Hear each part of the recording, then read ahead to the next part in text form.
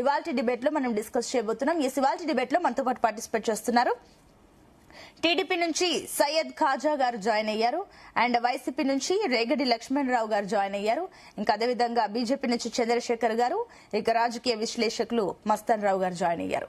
అందరికీ very good morning అండి. Yes, ముందుగా సయ్యద్ ఖాజా గారు మీతో స్టార్ట్ చేద్దాం. ఒకటి, ప్రభుత్వం తీసుకున్న ఈ చర్య ఒకటి సిఐ సస్పెన్షన్ తో సరిపోతుందా?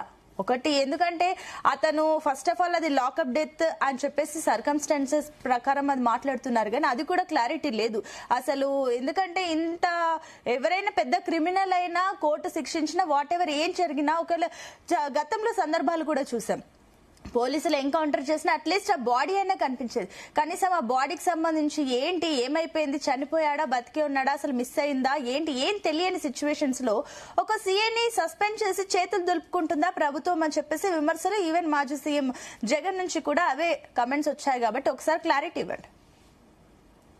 చూడండి, ఈ సాయి కృష్ణ మిస్సింగ్ గురించి ప్రభుత్వం ఏం చేయాలో ప్రభుత్వం పూర్తిగా చేస్తానికి సిద్ధంగా ఉంది. నారా చంద్రబాబు నాయుడు గారు చాలా సీరియస్ గా ఈ విషయంలో ఉన్నారు. ఎందుకంటే చట్టాన్ని చేతిలో తీసుకోవటం ఎవరికి కూడాను సంబంధించింది కాదు, మంచిది కూడా కాదు అది. కానీ అది మిస్ అయి ఉంది, అతను మిస్ అయ్యాడు. నెక్స్ట్ ఏంటంటే అలాంటి పనులు చేస్తే ప్రభుత్వంలో పోలీస్ అధికారులు కావచ్చు, ఎవరైనా కావచ్చు, దానికి చట్టాలున్నాయి, దానికి కోర్టులు ఉన్నాయి. ఒకవేళ అది చేసుంటే ఎవరైతే ఏ అధికారులు అయితే చేశారో ఆ అధికారుల మీద కఠినమైన చర్యలు తీసుకుంటామని చెప్పేసి నారా చంద్రబాబు నాయుడు గారు, అలాగే మా ఉప ముఖ్యమంత్రి పవన్ కళ్యాణ్ గారు, లోకేష్ గారు కూడా చెప్పడం జరిగింది. నిన్న మన మాజీ ముఖ్యమంత్రి జగన్మోహన్ రెడ్డి గారు అక్కడికి వెళ్లి ఒక శవరాజకీయం చేస్తానికి ప్రయత్నించడం జరిగింది. దానికి మనిషి ఒకవేళ చనిపోయాడు అని కన్ఫర్మేషన్ జరిగితే దానికి మేమందరూ కూడాను దానికి చింతిస్తాం, బాధిస్తాం. ఎందుకంటే చట్టాన్ని ఎవరి చేతిలో తీసుకునే శక్తి ఎవరి దగ్గర లేదు, అది కోర్టు పరిధిలో ఉంటది, కోర్టులే చేసుకోవాలి.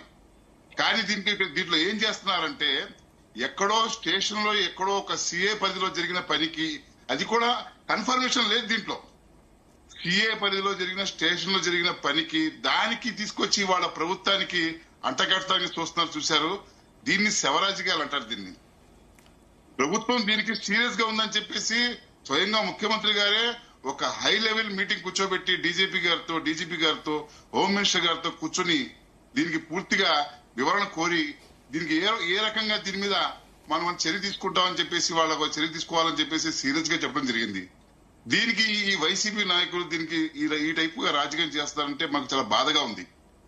ఎందుకంటే రకరకాలుగా మాట్లాడుతుంటారు, ఆయన రౌడీ షీటర్ అంటారు, అదంటారు. అవన్నీ మాకు అనవసరం.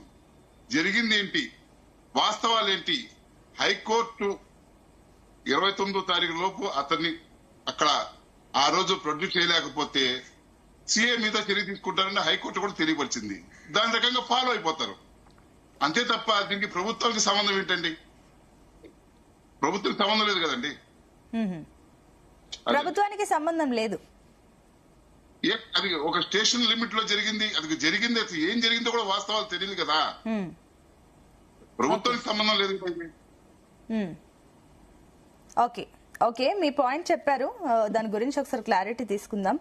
ఎస్, చంద్రశేఖర్ గారు గుడ్ మార్నింగ్.